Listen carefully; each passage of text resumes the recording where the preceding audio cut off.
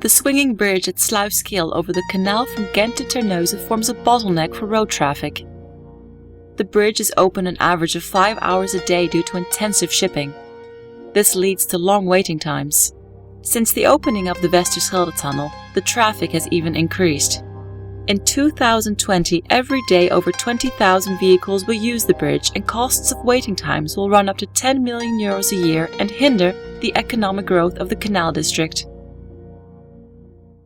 But there is a solution, a tunnel. The Sluiskil tunnel. Of course, you have to have a certain capability. Drilling a hole of more than a kilometer with a diameter of over 11 meters is one of them, deep underground, under the canal from Ghent to Terneuzen. Is it even possible? Yes, it is. It has previously been demonstrated by the construction of the Westerschelde tunnel.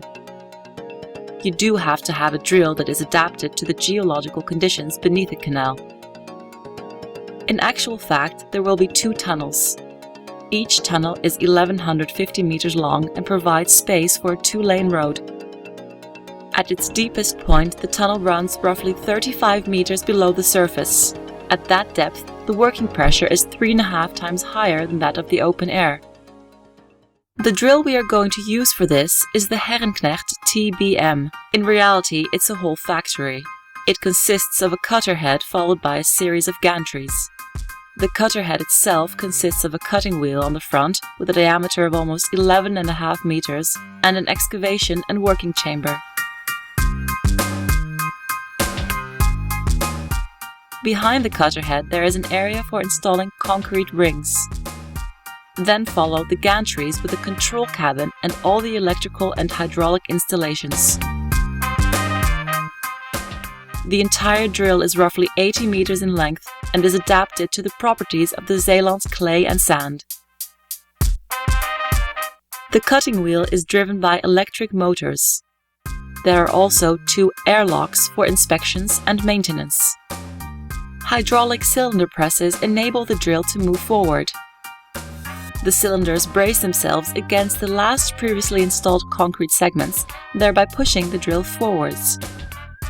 The drill works in 2 phases. The first phase is the installation of a concrete lining ring. The parts of this, known as segments, are supplied by the segment feeder and subsequently lifted by an erector.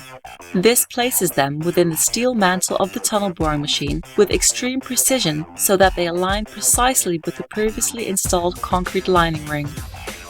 When the concrete segment is installed, the hydraulic cylinders are temporarily retracted to create enough space for the new segment.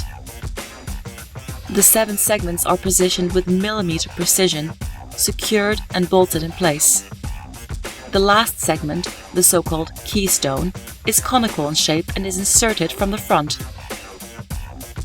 The segments are transported from the second gantry to the erector.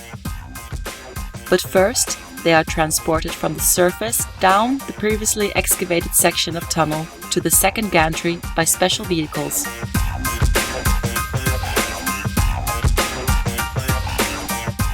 This gantry also houses the control systems and operating systems. Amongst others, there is enough space for a grout mortar container and the electrical and hydraulic systems.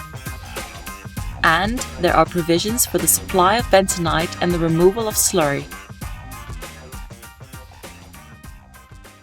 Phase 2 involves boring.